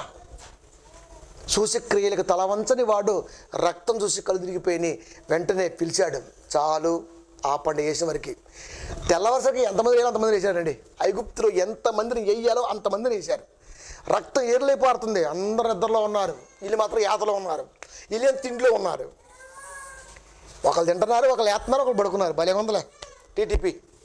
తినటం, తిరగటం, పడుకోవటం బాగుందన్నమాట. ఫరోకి కళ్ళు ఒక్కసారి బయలుగమ్మాయి, భయం పట్టుకుంది. 29 నుంచి 36 వరకు నిర్గమాకాండము 12వ అధ్యాయము. అర్ధరాత్రి వేళ జరిగినదేమనగా, సింహాసనం మీద కూర్చున్న ఫరో మొదలుకొని చెరసాలలో ఉన్న ఖైదీ యొక్క తొలిపిల్ల వరకు ఐగుప్తు దేశమందరి తొలిపిల్లలందరినీ, పశువుల తొలిపిల్లలన్నిటినీ యెహోవా హతము చేసెను. ఆ రాత్రి ఫరోయు అతని సేవకులందరూ ఐగుప్తులందరూ లేచినప్పుడు శవము లేని ఇల్లు ఒకటైనా లేకపోయినందున ఐగుప్తులో మహాఘోష పుట్టెను. ఆ రాత్రి వేళ ఫరో మోషే అహరోనును పిలిపించి వారితో, వీరును ఇశ్రాయేలీయులను లేచి నా ప్రజల మధ్య నుండి బయలువెళ్ళుడి. చాలయ్యా, చాలు, ఇక ఆపండి, చాలు, ఇక చాలు, ఇక పోండి, ఇక దయచేసి వెళ్ళండి, బయలుదేరారు. ఇక ఇది రెండవ మాటగా చెప్పే మీకు. ఏది? ఇజ్రాయేలు ఐగుప్తు నుండి విడుదల పొందటం. దీని వెనకాల ఎంత ఉంది? ఇప్పుడు 15-19 చూద్దాం. అది నిర్గమకాండము 15-19. అదే కదా మనం చదువుకుంది రెండో భాగంలో. ఫరో గుర్రాలు, రథాలు మొత్తం ఎర్ర సముద్రంలో ఉన్నాయి. మన వాళ్ళే నడుచుకుంటూ అట్లకి వెళ్ళిపోయారు. అంటే బానిస ఐగుప్తులకు వచ్చిన వారు ఐగుప్తు నుంచి ఎలా వెళ్ళారు? ఈ మధ్యలో ఇప్పుడు నేను చెప్పిందంతా ఈ 6 పాయింట్లు వచ్చేసారు. ఇది జరిగింది. ఇప్పుడు ఎర్ర సముద్రం దాటారు. ఎందుకంటే ఫరో గుర్రాలు ఎర్ర సముద్రంలో నీటిని మళ్ళీ దేవుడు కప్పేశాడు.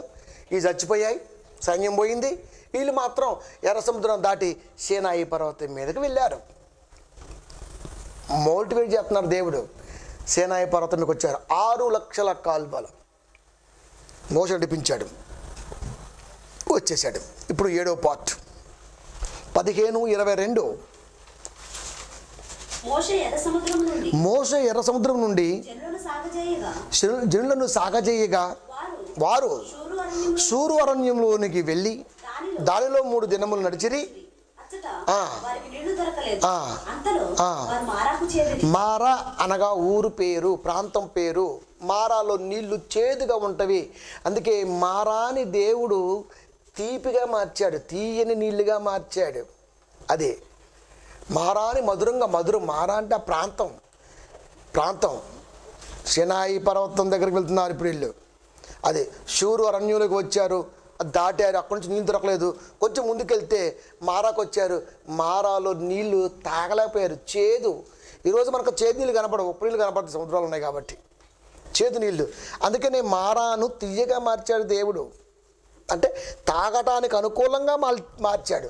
అంటే తాగటానికి అనుకూలంగా మార్చాడు అంటే వీళ్ళు ఫరో దగ్గర చేసినటువంటి క్రియలన్నీ మనసులో పెట్టుకోవాలి. ఎర్ర సముద్రం చీల్చింది మనసులో పెట్టుకోవాలి. మారా నీళ్లు తీపిగా మార్చాడు. ఇవన్నీ కూడా ఇశ్రాయేలు గుర్తెరిగి కృతజ్ఞత కలిగి దేవుడి దగ్గర వారి జీవితాన్ని సాగించుకోవాలి. లేదు కదా, మార్చాడు. అక్కడి నుంచి ప్రయాణం మారా నుంచి సీను అరణ్యంలోకి వెళ్ళిపోయారు. అక్కడి నుంచి కొద్ది కాలం ఉండి అక్కడి నుంచి మళ్ళా రెఫదీముకి వెళ్ళిపోయారు. ఆ రెఫదీములో అమాలేకీయులు ఇజ్రాయేలు ఐగుప్తు నుంచి వచ్చారు అని విని వీరి మీదకి యుద్ధానికి వచ్చారు. అమాలేకీయులు వచ్చారు. ఫస్ట్ యుద్ధం జరిగింది వాళ్ళకి అక్కడే. ఎక్కడ జరిగింది? ఇది రెఫదీములో జరిగింది. మారా నుంచి బయలుదేరి వెళ్ళిపోతున్నారు. మారా నుంచి ఎక్కడికి వెళ్ళారు? సీను అరణ్య ప్రాంతానికి వెళ్ళారు. అక్కడ కొద్దిగా కాపులు ఉన్నారు. అక్కడ నుంచి అంటే 40 years ప్రయాణం. ఇదంతా 40 సంవత్సరాల ప్రయాణములో ఇజ్రాయేలు దేవుని యొక్క ఉగ్రతను కానివ్వండి, ప్రేమను కానివ్వండి, వాత్సల్యతను కానివ్వండి గుర్తు పెట్టుకోవలసిన గడియ అది. అన్నీ మర్చిపోతున్నాయి ఉన్నారు కదండి బాబు. రెఫదీములో అమాలీకులు తెలిసిపోయింది, వీళ్ళు ఉన్నారా, ఇక లాభలేదు, వీళ్ళు వచ్చారంటే మళ్ళీ మన భూభాగంలో కొంత అడుగుతారు. ఏం చేద్దాం? యుద్ధం ప్రారంభిద్దాం. వెంటనే యుద్ధానికి రంగం సిద్ధమైపోయింది. ఈ యుద్ధానికి నాయకుడు యెహోషువ అప్పటికి వాళ్ళలో ఉన్నాడు.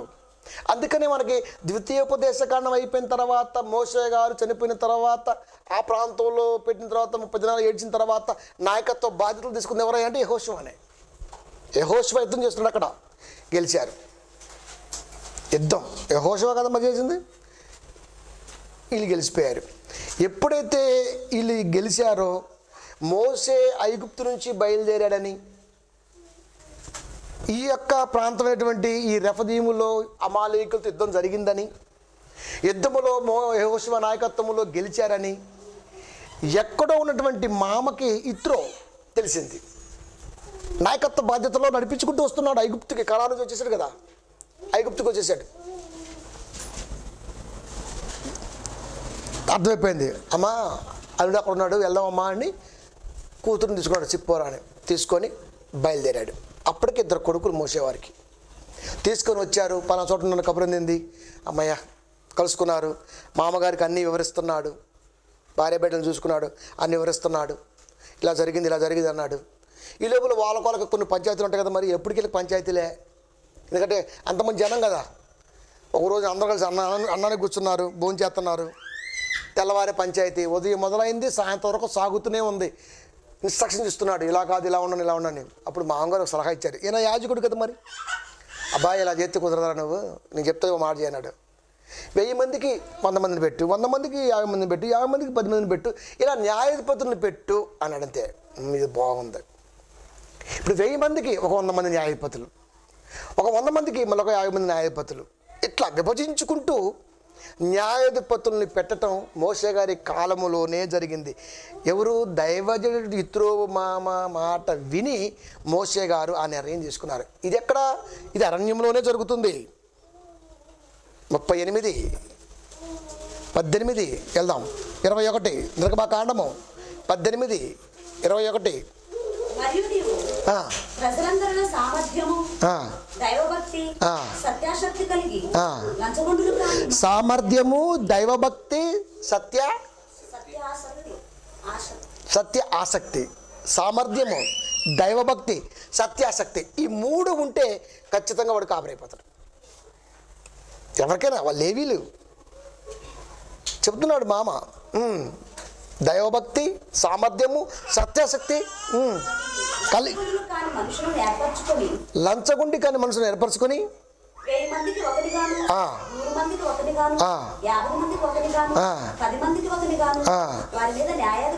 విభజిస్తున్నాడు. 1000, 100, 50, 1000 మంది ఒకరిని, 50కి ఒకరిని, 100కి ఒకరిని నిర్ణయించు. అంటే న్యాయాధిపతులు మొట్టమొదటిగా మోషే వారి కాలములోనే ప్రజల మీద న్యాయం జరపడానికి ఏర్పరచుకున్నారు ఇత్రో సలహాతో. అయిపోయింది. 27వ వచనము 18, 27. తర్వాత మోషే తన మామను పంపివేయగా వెళ్ళిపోయాడు. ఇంకా అక్కడ నుంచి సలహా అయిపోయింది, పాటించాడు, చూశాడు. ఓకే నాన్న, ఇక నువ్వు నడిపించుకో పాలస్తీనా దేశానికి, నేను వెళ్ళిపోతా అన్నాడు. సరే మామని పంపించాడు. ఎక్కడికి? ఎర్ర సముద్రము దాటి సినాయి పర్వతం దగ్గర ఆ పర్వతం అనగానే కొండనుకో మాకండి, ఆ ప్రాంతపు భూభాగం మైదానం దాన్ని అంటారు. ఆ మైదానంలో న్యాయాధిపతుల్ని నిర్ణయించటం ఇత్రో వారి సలహాతో, మామగారి సలహాతో అన్నది మనకి ఈ 7వ భాగంలో అయిపోయింది. ఇప్పుడు 8వ భాగం అయిపోయిన వెంటనే ఏం చేయాలి? ఇప్పుడు ఏం చేయాలి? ధర్మశాస్త్రం కావాలి, ఒక నిబంధన అవసరం వాళ్ళకి. దేవుడి మాటలు 19:1 నిర్గమకాండము. ఇశ్రాయేలీయులు ఐగుప్తు దేశము నుండి బయలుదేరిన 3వ నెలలో, వారు బయలుదేరిన నాడే 3వ నెల ఆరంభ దినమునందే వారు సీనాయి అరణ్యములకు వచ్చిరి. సీనాయి అరణ్యానికి రావడం జరిగింది. అక్కడ నుంచి బయలుదేరి ఇప్పుడు 24:18 అంటే అరణ్యానికి వచ్చిన తర్వాత అవన్నీ మనకు అక్కడ కనబడుతూ ఉంటాయి. 24:18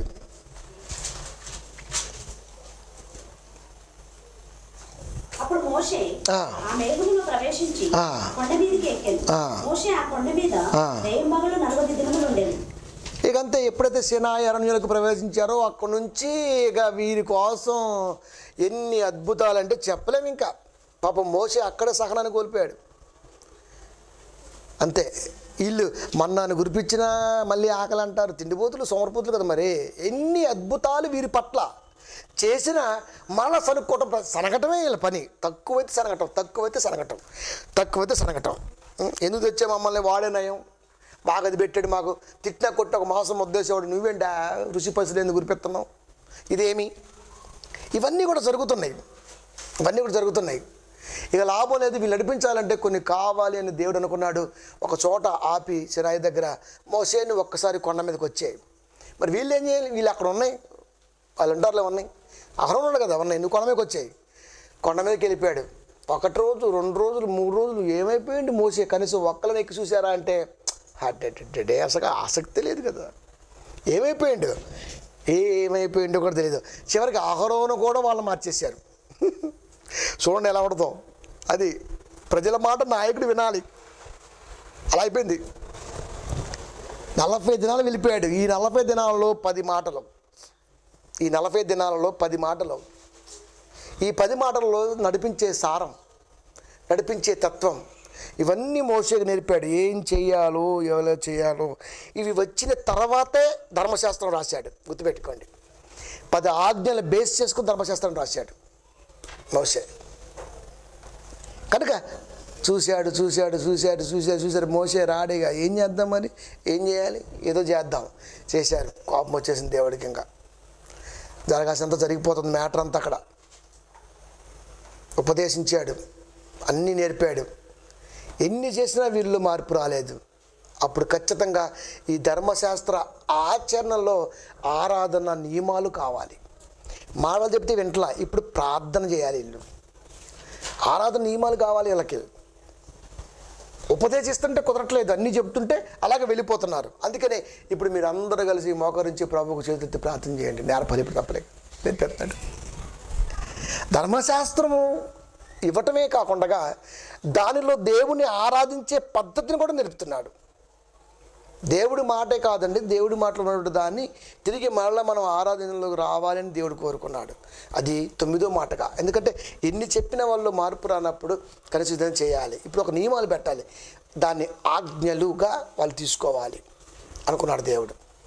25, 22 నిర్గమకాండము. అక్కడ నేను నిన్ను కలుసుకుని కరుణాపీఠం మీద నుండి శాసనములు గల మందసము మీద నుండి కెరూబుల మధ్య నుండి నేను ఇశ్రాయేలు నిమిత్తము మీకు ఆజ్ఞాపించే సమస్తమును నీకు తెలియజేస్తా. దీనికంటే ముందు ఏం చేశాడంటే, ఇప్పుడు ఒక ప్రత్యక్ష గుడారం కావాలంటే దేవునికి ఒక మందిరం కావాల్సి వచ్చింది. ఈ మందిరం దేంతో చేయాలి తెలుసా? మీరు వచ్చేటప్పుడు ఫరో నుంచి మోషే తెస్తున్నప్పుడు మీరు ఏం చేశారు? వాడి దగ్గర ఉంగరాలు, బొంగరాలు ఎత్తడే ఇవన్నీ తీసుకొచ్చారు కదా. ఇప్పుడు ఇవన్నీ మీరు ఏం చేస్తారంటే, ప్రత్యక్ష గుడారం చర్చి కావాలి మీకు. నేను ఫరో దగ్గర ఏమైతే ఇచ్చానో నేనే ఇచ్చావి. ఫరో దగ్గర నుంచి మీరు ఊరికి రాలా, వచ్చినప్పుడు ఏం తెచ్చారు? వాడి దగ్గర అన్నీ తెచ్చారు, మీరు అన్నీ తెచ్చారు. ఇవన్నీ ఇప్పుడు నాకు కావాలి. ఇవన్నీ మీరు కరగబోసుకొని దూరం చేశారు కదా, ఇంకా మిగిలినవి కదా, అది పక్కనే అండి. ఇప్పుడు మిగిలినవన్నీ నాకు కావాలి. ఎందుకు కావాలి అంటే, నాకు ఒక ప్రత్యక్ష గుడారం కావాలి. అది దేంతో తయారు చేయాలి తెలుసా? మీరు ఐగుప్తు నుంచి బయటకు వస్తున్నప్పుడు తెచ్చుకున్న బంగారం, వజ్రం, ఎన్ని రకాలు తెలుసా అండి? చెప్పలేము. బంగారము, ఎండి, ఎత్తడి, నేల దోముల రక్త వర్ణములు, సన్నపు నార, మేక వెంట్రుకలు, ఎరుపు రంగు వేసినటువంటి పొటేళ్ల తోళ్ళు చెబుతున్నాడు దేవుడు. సముద్ర వత్సల తోళ్ళు, పెద్ద తిమింగళాలు, అది తుమ్మకర్రలు, ప్రదీపమునకు తైలము, అభిషేక తైలమునకును, పరిమళ తైలమునకును, ధూపమునకును, సుగంధ ఇన్ని ఉంటాయి. సంభారములు, సంభారం మన గుళ్ళే పూజారి సంభారం. గుళ్ళే పూజారికి ఏం తెలుసు? గోసిగాడికి. అదే, అమ్మా సంభావం తెచ్చావా? మేము అంటుకోమండి సంభావాన్ని అంటుంటారు. నువ్వు క్రైస్తవులు అయితే తినటానికి సంభారం అనేది మా దేవుడిది, నువ్వు దొబ్బావు. అది ఎందుకంటే పిలకనా కొడుకుల గురించి మీకు చెప్పాను కదా ముందే. అది మన దగ్గర కాపీ కొట్టి ఇప్పుడు గుళ్ళో మ్యామ్యా అని మాట్లాడుతుంటారు. మ్యామ్యా మాట మందే, ఎందుకంటే యాజకులం కాబట్టి. ఇక్కడ మరి అది సంభావన ఇచ్చావా తల్లి అంటే అర్థం ఏంటి? చేతిలో ఒకటి పెట్టుకొని బొచ్చా, దాంట్లో ఒకటి వేసుకొని రెడ్డగోడు తిప్పుకొని పెట్టుకుని తీసుకెళ్తుంటారు దేవుడికి. మనం ఏమంటాం? చెట్టకూడ గోపం ఎవరిది? ఇది అన్నీ నా దేవుడి రా, తింగర బుచ్చికెళ్ళారా. అది ఇలా వాడు కాపీ కొట్టాడు అంతే కాదా? తెలియాలి కదా. అభిషేక తైలము, పరిమళ తైలము, ధూపమునకును, సుగంధ సంభారములు, బాబోయ్, ఇంకా లేతపచ్చలు, ఎఫోదుకును, పతకములకును, చేటుకు రత్నములు, వీటిలోతో నిర్మాణం జరగాలి. ప్రత్యక్ష గుడాల నిర్మాణం ఇలా జరగాలి. వాటిలో ఇలా హోమాలు జరగాలి, ఇలా సంభావాలు జరగాలి, ఇలా జరగాలి. ఇవి నాకు కావాలి. ఎందుకు? మీరు ఇవ్వాలి. ఇప్పుడు ఎక్కడి నుంచి తెచ్చారు? మీరు ఇప్పుడు బానిసలుగా ఉన్నారు కదా. మరి మీరు బానిసలుగా ఉన్నప్పుడు, ఏమీ లేని స్థితిలో ఉన్నప్పుడు, కలిగించింది నేనైనప్పుడు అసలు విస్తారా ఈరా సచ్చినట్టుగా ఇచ్చారు, లేకపోతే సాగు వచ్చేది. ఇచ్చారా? ఇచ్చారు. ఎందుకు చెప్పేస్తున్నాడు 25:2 ఏమని? అక్కడ నేను నిన్ను కలుసుకుని, ఎక్కడా? ఈ ప్రత్యక్ష గుడారం దగ్గర నేను నిన్ను కలుసుకుంటా. దీనితో నాకు మందిరం చేస్తే అక్కడ నేను వస్తా. అసలు అన్నింటిలో దేవుడు ఎందుకు ఉంటాడండి? హస్తకృతాలయంలో దేవుడు ఉండడు. అది అప్పుడు వాళ్ళకి తెలియదు. అది నడిపిస్తున్నాడు. వాళ్ళు అప్పుడే నడుస్తున్నారు. బానిసత్వములో సోమరితనములో ఉన్నటువంటి వారు దేవుళ్ళు నడుస్తున్నప్పుడు ఇవన్నీ దేవుడు పెట్టుకుంటూ వచ్చాడు. ప్రారంభ స్థితి కదండి మరి వాళ్ళకి. అది ఐగుప్తులు బానిసలుగా ఉన్నారు, ఫుడ్ లేక ఏమి లేక కర్ణకడం ప్రభు ప్రభు. ఇప్పుడు ఏకంగా తొడిగేస్తున్నారు అంతే, రింగులు బొంగులు మొత్తం వేసారు ఒక్కొక్కడం. ఎందుకు? పరో దగ్గర కొట్టుకొచ్చారు కదా. వాడేమండో ఏమన్నా దేశం ఉండి నాకు ప్రాణం ఉంటే చాలు అన్నాడు వాడు. ఇదే సందు ఇజ్రాయిల్ దోచేసుకున్నారుగా, దోచుకున్నారని రాయబడింది అక్కడ. దోచేశారా? దోశారు. ఈయనరా. ఎందుకు? స్వతంత్రం వచ్చేసింది. మా దేవుడు స్వతంత్రం ఇచ్చాడు. స్వతంత్రం ఇవ్వలేదు. నిన్ను ఇప్పుడు ఒక ఆట ఆడతాడు అక్కడ, కబడ్డీ. వచ్చావా? ప్రత్యక్ష గుడారం. ఈ ప్రత్యక్ష గుడార తయారానికి మీ దగ్గర నుంచే తీసుకోవాలి. ఇస్తావా? ఇవ్వవా? ఎందుకు? అక్కడి నుంచి నేను మాట్లాడతా. ఏం చెయ్యాలో ఏం చేయకూడదో నేను అక్కడి నుంచే ప్రసంగిస్తాను నీతో. అంతే. మొత్తానికైతే ఇచ్చేశారండి. ఇచ్చారా? ఇచ్చేశారు. ఇచ్చేసినప్పుడు నిర్మాణం పూర్తయింది. నిర్మాణం పూర్తయినప్పుడు దేవుడు సిగ్నల్స్ ఇస్తున్నాడు.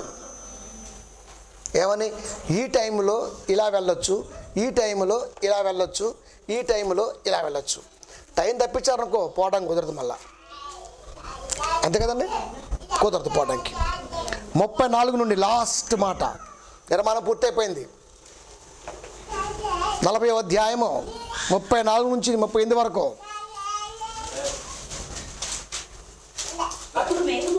అప్పుడు మేఘము ప్రత్యక్ష గుడారము కమ్మగా యెహోవా తేజస్సు మందిరమును నిండెను.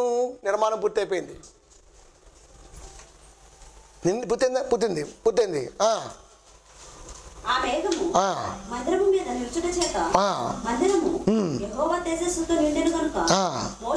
ప్రత్యక్ష గుడారములోనికి వెళ్ళలేకుండెను. మోషేనే ప్రత్యక్ష గుడారములోనికి వెళ్ళలేకపోయాడు. దేంతో తయారు చేశారు? వీళ్ళు తెచ్చుకున్న వాటితో. రక్త, దోమ, వర్ణ, ఎండి, ఎత్తడి, కట్టెలో మేక తోళ్ళు మొత్తం కరగదీసి గుడారం అయిపోయింది. దాంట్లో ఏం జరగాలి? ఆరాధనలో సంభవాలు అన్నీ జరుగుతున్నాయి. దేవుడు ఆత్మ నిండుకున్నప్పుడు, అంటే ఇజ్రాయేల్కి సూచనలు ఇస్తున్నప్పుడు మోషేనే ఆ ప్రత్యక్ష గుడారంలోకి వెళ్ళలేకపోయాడు.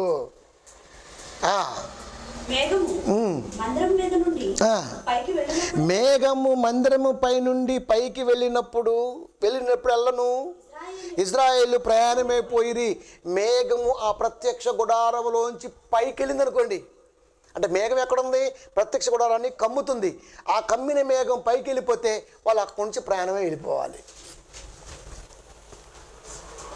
వాళ్ళు ఎక్కడ ఆగితే అక్కడ ఆగాలి, అక్కడికి తీసుకెళ్ళాలి మళ్ళా వీళ్ళు.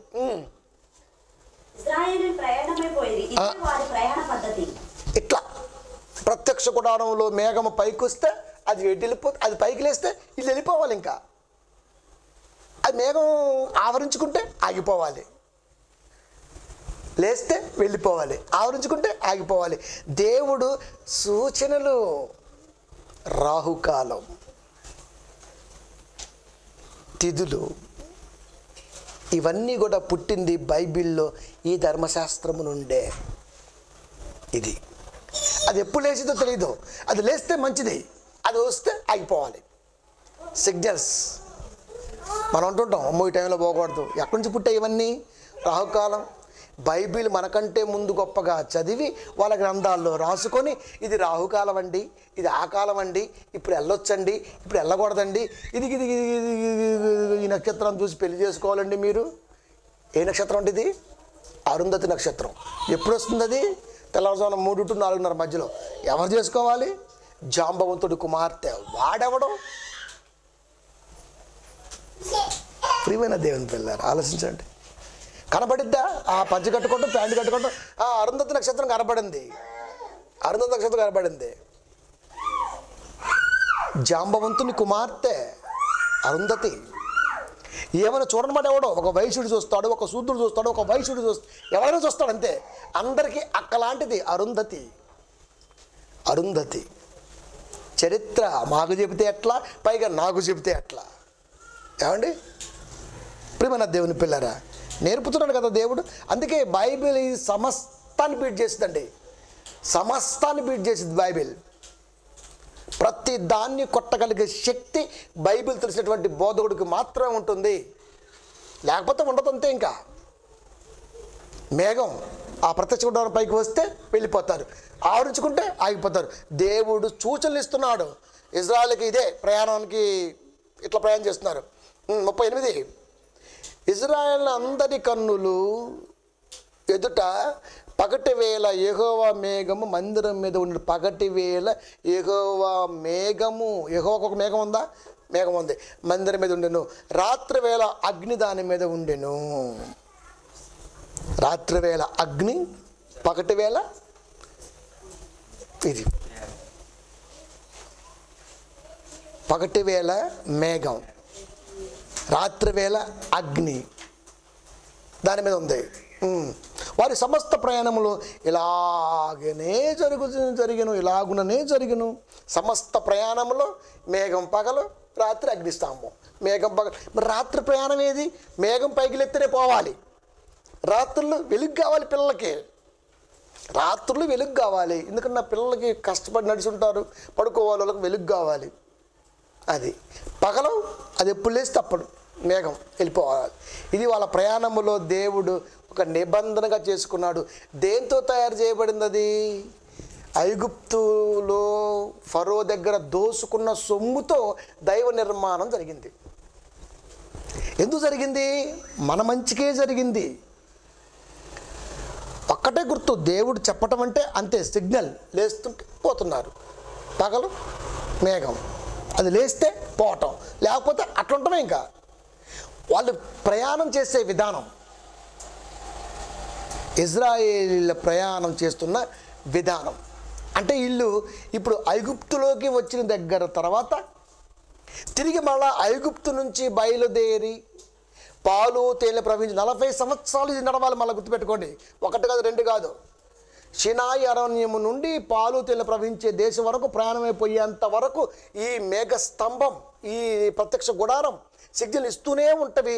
ఇవి పోతూనే ఉంటారు, వీళ్ళు పోతూనే ఉంటారు. ఇంకా ఎక్కడి దాకా? కనాను దేశం, పాలు తేనె ప్రవహించి మళ్ళా ఈ ప్రాంతానికి వచ్చారా. 40 సంవత్సరాలు దేవుడు వారికి ఏ హాని చేయకుండా, కాళ్ళు కానీ ఏమి వాయకుండా కాపాడాడండి దేవుడు. ఇది నిర్గమకాండం. ఇప్పుడు ఎక్కడికి వచ్చి ఆగాం మనం? వాళ్ళ ప్రయాణంలో ఈ మేఘస్తంభము పగలు, రాత్రిపూట అగ్నిస్తంభము, ఈ 2 వారికి ప్రత్యక్ష గుడారాన్ని ఆవరించుకొని ఉన్నవి. వారి ప్రయాణంలో వీళ్ళు ఎక్కడున్నారు? ఇప్పుడు షినాయి అరణ్య ప్రాంతంలో ప్రయాణములో ఉన్నారు.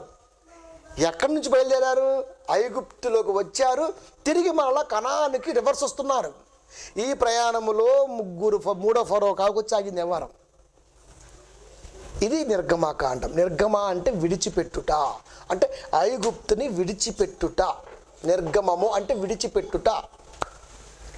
ఇజ్రాయెల్ ఎప్పుడు వదిలిపెట్టారయ్యా నిర్గమం అంటే? నిర్గమం అనగా ఈ టోటల్గా 40 అధ్యాయాలు ఉన్న భావం ఏంటంటే, ఐగుప్తులోకి కనానులో కరువు వస్తే ఐగుప్తులోకి వచ్చారు. ఐగుప్తులో బానిసత్వం నుంచి మోసే పుట్టడం ఇవన్నీ చూసుకుంటే తిరిగి మళ్ళీ విడిచి కనాను రావడానికి సీనాయి పర్వతం ప్రాంతాలలో రన్ అవుతుంది, అక్కడ ఆగిపోయారు. అక్కడి నుంచి స్టార్ట్ అవుతుంది. నెక్స్ట్ సండే లేవియాకాండం. అది కనుక ప్రియమైన దేవుని పిల్లరా, ఇది బాగా చూసుకుంటే ఆదికాండం ఆగిపోయిన దగ్గర నుంచి నిర్గమకాండం ప్రారంభం అవుద్ది. నిర్గమకాండం ఆగిపోయిన దగ్గర నుంచే సంఖ్యాకాండం ప్రారంభం అవుతుంది, లేవికాండం ప్రారంభం అవుద్ది. లేవికాండం ఎక్కడ దేవుడు ఆపాడో అక్కడి నుంచి తిరిగి మళ్ళీ సంఖ్యాకాండం ప్రారంభం అవుద్ది. సంఖ్యాకాండం ఆగిన దగ్గర నుండే మళ్ళీ ద్వితీయోపదేశకాండం ప్రారంభం అవుద్ది. అది ఆగిన దగ్గర నుంచి యెహోషువ ప్రారంభం అవుద్ది. ఎక్కడా లింక్ మిస్ అవ్వదు. కానీ లేవికాండం, అందుకే మీకు ఫస్ట్ చెప్పిన లేవికాండం ద్వితీయోపదేశకాండం అన్నది సంఖ్యాకాండ నిర్గమకాండములో భాగమే అన్న పదం మీకు గుర్తుండాలి బైబిల్ చదివేటప్పుడు. అదే ఉంటుంది మీకు చెప్పినప్పుడు. ఈ లేవికాండం ద్వితీయోపదేశకాండం అన్నవి నిర్గమకాండము సంఖ్యాకాండాలలో భాగాలే అని చెప్పాను. వాటిలో ఇవి ఉంటాయి, ఉండి తీరాలి కూడా. మనకి ఇప్పుడు నిర్గమకాండం పూర్తి కనబడింది, కానీ దీంట్లో ఆ ప్రత్యక్ష గుడారములో వాళ్ళు ఆచరిస్తున్నటువంటి పద్ధతులు, వాళ్ళకు దేవుడు నేర్పినటువంటి ఆ విద్యా బోధన, ఆ ఆజ్ఞల బోధన, ఇవన్నీ జరగాలి, ఇవన్నీ జరుగుతూ ఉండాలి. కనుక బైబిల్ని ఎప్పుడు కూడా చాలా జాగ్రత్తగా, అందుకే చూడటానికి అలాగే ఉంటుంది, కానీ ఎక్కడ కూర్చాలో ఎక్కడ కూర్చకూడదో దీని మీద నీవు మనసు పెడితేనే తప్ప బైబిల్ అన్నది ఎప్పటికీ అర్థం కాదు. అది నేను ఇలా మనసు పెడతాను, ఇలా పెడతాను. అందుకని చెప్పిన మగాడన్నవాడు ఎవడైనా భూమి మీద ఉంటే 90వ కీర్తనని ఎక్కడ పెట్టాలో చెప్పానండి. అది ఎప్పటి వరకు యోహాను గారికి బాప్తిజమే 7 ఏళ్ళు అయిపోయింది, ఒక్కడ మాట్లాడటం. ఇక దీని గురించి మాట్లాడాలంటే మాట్లాడరు. పతోడు మావాడు చెబుతుడు వాక్యం, మావాడు చెబుతుడు వాక్యం, ఏంది మీ వాడు చెప్పేది, ఏందిరా మీ వాడు చెప్పేదే. నాలాంటి వాడు ఒకటి తగలనంత వరకే నీ ఊర్లో నీ బోధ. వన్స్ నేను లెగ్ పెట్టానుకో, ఎస్టరే రిపీట్. ప్రార్థించుకుందాం.